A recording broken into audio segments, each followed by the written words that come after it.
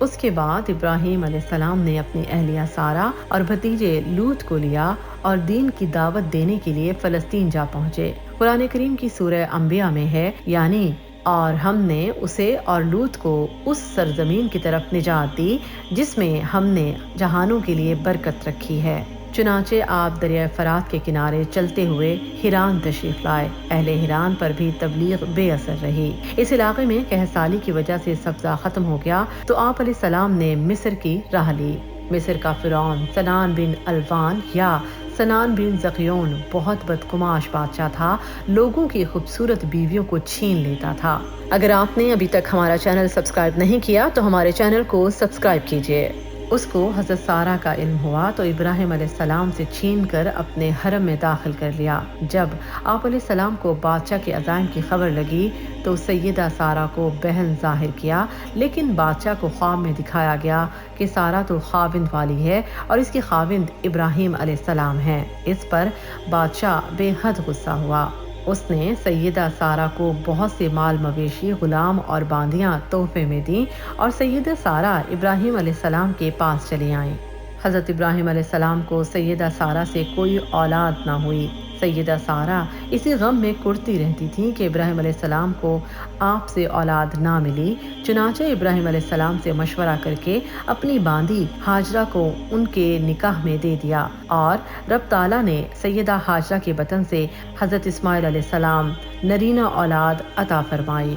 قرآن پاک کی سورہ صافات میں ہے، یعنی اے میرے رب مجھے نیکوں میں سے اولاد عطا فرما۔ اللہ نے اپنے خلیل کی دعا کو شرف قبولیت سے نوازا اور فرمایا، یعنی تو ہم نے اسے بردبار لڑکے کی بشارت دی۔ قرآن کریم نے حضرت اسماعیل علیہ السلام کی ولادت اور ابراہیم علیہ السلام کو رزق عطا فرمایا، اس کی تفصیل بیان نہیں کی گئی، البتہ سفر تلوین میں اس کو نہایت تفصیل کے ساتھ بیان کیا گیا ہے۔ قرآن کریم میں حضرت اسماعیل علیہ السلام کی ولادت کا ذکر نہیں ہے، تاہم ابراہیم علیہ السلام کے خواب اور اسماعیل علیہ السلام کے ذبح کے واقعہ کا ذکر موجود ہے۔ جب حضرت ابراہیم علیہ السلام 99 برس کے ہوئے تو اللہ نے آپ کو ختنہ کا حکم دیا۔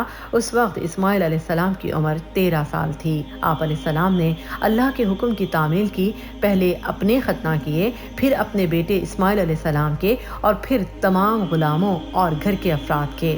جب حضرت اسماعیل علیہ السلام نومولود تھے تو اللہ نے حکم دیا کہ اپنی اولاد کو اس کی ماں سمیت بے آب و گیا وادی میں چھوڑاؤ۔ یہ بہت بڑی آزمائش تھی۔ آپ علیہ السلام نے اس حکم کی تعمیل فرمائی۔ یہ واقعہ احادیث میں تفصیل کے ساتھ بیان کیا گیا ہے کہ حضرت ہاجرہ کو اور اسماعیل علیہ السلام کو وادی غیر ذی زرع میں چھوڑ کر آئے۔ اس وقت حضرت اسماعیل علیہ السلام کو حضرت ہاجرہ دودھ پلانے لگیں اور پانی پیتی، اس طرح مشکیزے کا سارا پانی ختم ہو گیا اور وہ اور ان کا لخت جگر بھوکے پیاسے تھے۔ حضرت ہاجرہ صفا کی پہاڑی پر چڑھ گئیں، پانی تلاش کرنے لگیں اور اسی انداز میں وہ مروہ پہاڑی پر آئیں اور اسی طرح پانی کی تلاش میں انہوں نے 7 چکر کاٹے۔ ابن عباس رضی اللہ تعالیٰ عنہ نے بیان کیا ہے کہ نبی پاک صلی اللہ علیہ وآلہ وسلم نے فرمایا کہ صفا اور مروہ کے درمیان لوگوں کے لیے دوڑنا اسی وجہ سے شروع ہوا ہے۔ پھر اسی جگہ پر اللہ نے زمزم کا چشمہ جاری کر دیا۔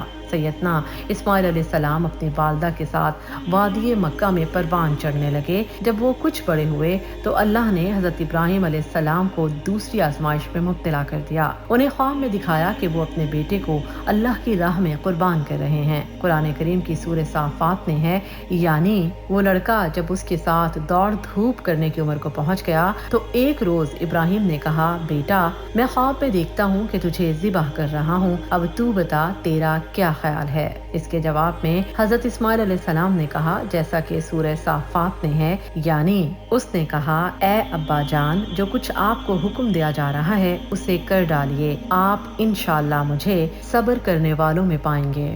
قرآن کریم کی سورہ صافات میں ان کے اس جذبہ سرشار کو یوں بیان کیا گیا ہے، یعنی تو جب دونوں نے حکم مان لیا اور اس نے اسے پیشانی کی جانب گرا دیا اور ہم نے اسے آواز دی کہ اے ابراہیم یقیناً تو نے خواب سچا کر دکھایا، بے شک ہم نیکی کرنے والوں کو اسی طرح جزا دیتے ہیں۔ حضرت اسماعیل علیہ السلام کی جگہ اللہ نے ایک جانور کی قربانی قبول کی۔ اس کے بدلے اللہ نے سیدہ سارہ سے بھی ایک بیٹے کی بشارت دی، جیسا کہ قرآن پاک کی سورہ صافات میں ہی ہے، یعنی اور ہم نے اسے اسحاق کی بشارت دی جو نبی ہوگا، صالح لوگوں سے ہوگا۔ جد الانبیاء حضرت ابراہیم علیہ السلام نے محسوس کیا کہ ایک ایسا گھر تعمیر کیا جائے جو صرف توحید کا مرکز بنے اور اس کی کرنیں پوری دنیا کو منور کریں۔ چنانچہ اللہ کے حکم سے ابراہیم علیہ السلام نے فرشتوں کی مدد سے اور حضرت اسماعیل علیہ السلام کے ساتھ مل کر اللہ کے گھر کعبۃ اللہ کی بنیادیں رکھیں۔ قرآن مجید کی بعض آیات سے معلوم ہوتا ہے کہ سیدنا ابراہیم علیہ السلام اور اسماعیل علیہ السلام کی تعمیر سے قبل بھی خانہ کعبہ کی تعمیر ہو چکی تھی، جیسا کہ سورہ حج میں ہے، یعنی اور اس قدیم گھر کا طواف کریں۔ اس وقت تک مکہ میں زیادہ آبادی نہ تھی، وہاں کی زمین بے آب و گیا اور بنجر تھی، نہ سبزہ اگتا تھا اور نہ ہی پیداوار ہوتی تھی۔